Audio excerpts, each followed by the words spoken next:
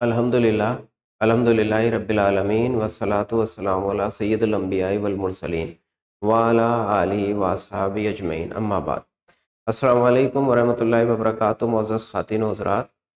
आज के प्रोग्राम के लिए जिस उन्वान के तहत डिस्कस करने की ज़िम्मेदारी मुझे दी गई है वो है रोज़ा और ज़ब्त नफ्स।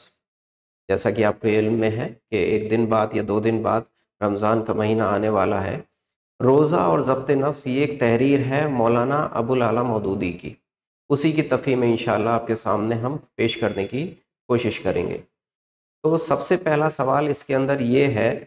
कि ज़ब्त नफ्स का माना क्या है, और इस्लाम को एक मोमिन से, एक मुसलमान से किस तरह का ज़ब्त नफ्स मतलूब है, किस तरह का ज़ब्त नफ्स वो उससे चाहता है। और दूसरा और अहम सवाल ये है कि जब हम रमज़ान के महीने के अंदर रोज़े रखते हैं तो ये रोज़ा इंसान के अंदर ज़ब्त नफ्स की कैफियत को कैसे एनहांस करता है, उसको कैसे बढ़ाता है, ज़ब्त नफ्स की ट्रेनिंग कैसे देता है ये रमज़ान का महीना जो हमारा आता है। तो जैसा कि एक हदीस का भी मफ़हूम है, उसके अंदर ये कहा गया है कि मोमिन के लिए दुनिया एक कैद खाने की मानिंद है। यानी कैद खाने की मानिंद का माना यह है कि उसके ऊपर चेक एंड बैलेंस लगा हुआ है। शर और खैर सभी अल्लाह ताला ने पैदा किए दुनिया के अंदर, लेकिन अब वो उसकी रग़बत, उसकी मोहब्बत, उसका झुकाव किस तरफ होता है, खैर की तरफ होता है, शर की तरफ होता है। तो वहाँ पे उसको चेक एंड बैलेंस लगाना है। क्योंकि अगर हम ह्यूमन फिज़ोलॉजी की बात करें तो दुनिया में कोई ऐसा काला गोरा पीला नीला कोई ऐसा इंसान नहीं है जिसकी फिज़ोलॉजी डिफरेंट होती हो। सबके अंदर दिल के वसवसे वही आते हैं, सबके अंदर दिमाग के अंदर बातें वही आती हैं। तो अब अल्लाह ताला ने एक उसके ऊपर चेक एंड बैलेंस लगा दिया कि इंसान के ऊपर अब वो क्या खैर का काम क्या करता है, जो हमने बताया है उसके लिए गाइडलाइन दी है, उसके उसी ज़ाब्ते के अंदर वो रह के अपनी ज़िंदगी गुजारता है या फिर उससे तजावुज़ करता है, उससे बाहर निकलता है, वायलेशन करता है उसका। तो इसी वजह से हदीस का मफ़हूम यह है कि मोमिन के लिए दुनिया की जो ज़िंदगी है वो एक कैद खाने की मानिंद है।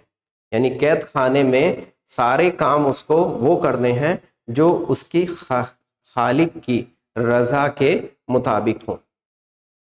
इसी माना में अब जो रमज़ान का महीना हमारा आ रहा है, इसके अंदर इंसान के अंदर वो कैफियत ये रमज़ान कैसे डेवलप करता है, सबसे अहम सवाल ये होता है। और जो ये कैफियत एक महीने के अंदर डेवलप होती है वो हमारी बाकी बचे हुए 11 महीनों के अंदर उसको इंसान कैसे कैरी करता है, उसके असरात उसके दिल के ऊपर कितने बैठ जाते हैं। तो ये एक तहरीर है रोज़ा और ज़ब्त नफ्स। इसके बारे में इंशाल्लाह हम लफ्ज़न भी बात करेंगे और इसके बीच में डिस्कशन भी इंशाल्लाह करेंगे हम इसका। तो रोज़ा और ज़ब्त नफ्स, पहला सवाल तो यही पैदा होता है कि ज़ब्त नफ्स का मतलब क्या है और रोज़ा उसको कैसे एनहांस करने की कोशिश करता है। तो यहाँ पे फरमाया ये गया है कि ज़ब्त नफ्स से मुराद ये है कि आदमी की खुदी जिस्म और उसकी ताकतों पर अच्छी तरह काबू याफ्ता हो और नफ्स की ख्वाहिशात व जज्बात पर उसकी गिरफ्त इतनी मजबूत हो कि वो उसके फैसलों के ताबे होकर रहे। यानी कि इंसान की खुदी का मतलब सेल्फ जो होता है, अना जो खुदी होती है, वो उसकी ताकत याफ्ता हो नफ्स की ख्वाहिशात और जज्बात, यानी उसके दिल में उठने वाले वसवसों के ऊपर कंट्रोल कर सके। क्योंकि अक्सर ये देखा गया है कि इंसान की रग़बत आसान काम और जो इंटरेस्टेड काम होते हैं और जो खिलाफ शरअ काम होते हैं उनकी तरफ ज़्यादा माइल होती है। जो आसान से माना ये कह रहा हूँ कि सूद मिलना आसान बात है, सूद आप ले लें, दिल के अंदर ये होगा कि पैसा तो मिल ही रहा है। तो मतलब इंसान की रग़बत प्रैक्टिकली ये होता है कि इंसान की रग़बत उसकी तरफ ज़्यादा होती है। अब उसके ऊपर चेक एंड बैलेंस लगा दिया गया। अच्छा, चेक की कंडीशन तो ये है कि दुनिया में इंसान को अगर कोई चीज़ सबसे ज़्यादा मतलूब होती है तो वो उसकी औलाद है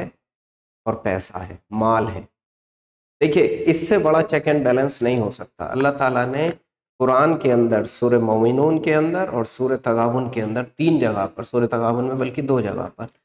3 जगह पर यह कहा है कि तुम्हारे, मैं उसका मफहूम बता रहा हूँ, कि तुम्हारा माल और तुम्हारी औलाद तुम्हारे लिए फितना है, उनसे होशियार रहो। इससे बड़ी बात तो नहीं हो सकती चेक ऑन बैलेंस की کہ مطلب جس انسان کا ٹکڑا ہوتا ہے، انسان کے دل کا ٹکڑا ہوتی ہے اولاد، اور یہ میں اپنے الفاظ سے نہیں کہہ رہا ہوں، اللہ کے رسول نے کہا ہے کہ فاطمہ میرے جگر کا ٹکڑا ہے،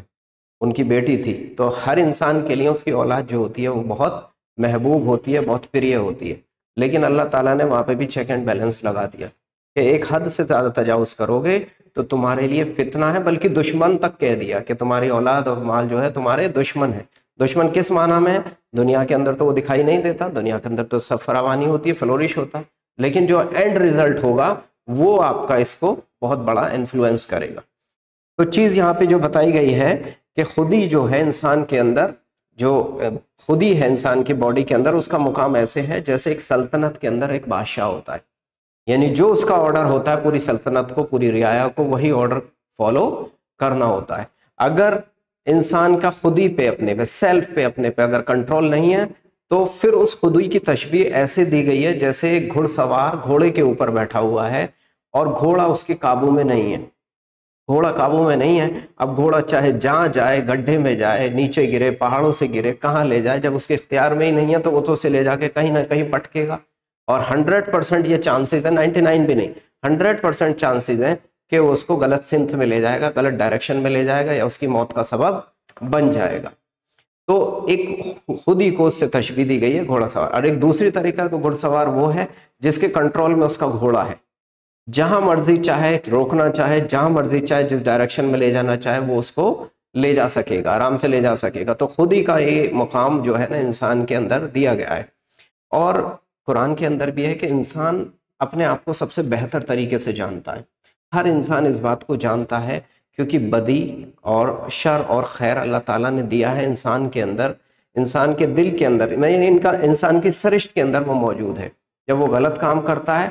تو وہاں پہ ایک گھنٹی اس کے دماغ کے اندر یا دل کے اندر بجتی ہے، بھلے ہی کتنا ہی فاسق و فجور آدمی ہو، ٹھیک ہے، کتنا ہی اس کی فطرت خراب ہو چکی ہو، لیکن جب وہ اچھا کام کرتا ہے، ہاں اس کے اندر استثناء یہ ہو سکتا ہے کہ اللہ کے رسول کی ایک حدیث ہے کہ انسان جب ایک گناہ کرتا ہے تو اس کے دل کے اوپر ایک کالا دھبا لگ جاتا ہے، اور جب وہ اس سے توبہ نہیں کرتا تو وہ کالے دھبے بڑھتے جاتے ہیں۔ کنڈیشن یہ آ جاتی ہے کہ اس کے دل کو پورا کا پورا کالا ہو جاتا ہے، پھر اس کے بعد اس کو غلط کرنے کا احساس اپنے اندر نہیں ہوتا، ایکسٹریم کنڈیشن وہ ہو جاتی ہے۔ لیکن ایک چھوٹا سا بھی انسان کے اندر جب وہ پیدا ہوتا ہے تو پاک ہی ہوتا ہے، معصوم ہی ہوتا ہے، لیکن جب وہ سیکھتا ہے، معاشرے سے چیزوں کو سیکھنا شروع کرتا ہے تو اس کے اندر وہ اس کی کیفیت تبدیل ہونی شروع ہو جاتی ہے۔ لیکن بدی کو اور اچھی بات کو وہ انسان اچھے طریقے سے سمجھتا ہے۔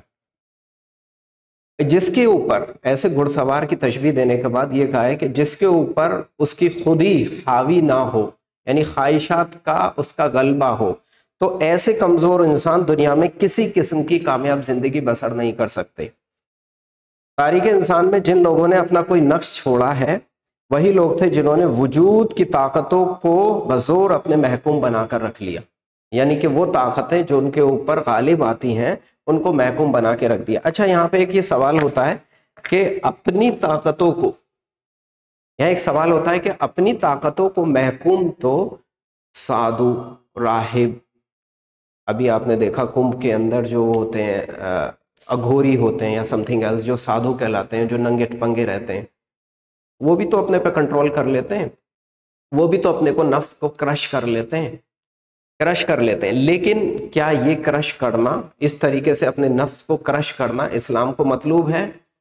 دیکھیے، اسلام کو مطلوب ہے دو طریقے کی۔ اللہ تعالیٰ نے قرآن کے اندر فرمایا ہے، جو یہودی راہب تھے ان کے لیے فرمایا ہے کہ انہوں نے اپنے خود ساختہ اپنے احکامات، اپنی شریعت خود سے نافذ کر لی، شادی نہیں کرنی، دنیاوی زندگی سے دور جانا ہے، لیکن اس کے بعد جو ایک سٹیٹمنٹ ہے جس پہ نگاہ تھوڑی سی کم جاتی ہے وہ یہ ہے کہ وہ اس طرح کی بات بن کے، یعنی راہب بن کے بالکل دنیا سے کٹ کے الگ تو ہو گئے، لیکن اللہ تعالیٰ نے وہاں پہ ایک کارنر دے دیا ان کو، چلو ایسا کر لیا تم نے، کوئی نہیں، ایکسپٹ کر لیا، لیکن تم اس پہ بھی قائم نہیں رہ پائے، وہ بلکہ ایسا نہ کر سکے۔ حالانکہ اللہ تعالیٰ نے کہا کہ یہ مطلوب نہیں ہے اس کے نگاہ کے اندر، لیکن اگر وہ ایسا کر بھی لیا انہوں نے، لیکن وہ پھر اس پہ بھی قائم نہ رہ پائے، قائم نہ رہ سکے۔ آپ دیکھیے جتنے زیادہ اسکینڈلز آپ کو ملتے ہیں، انہی سبھی لوگوں کے آپ کے سامنے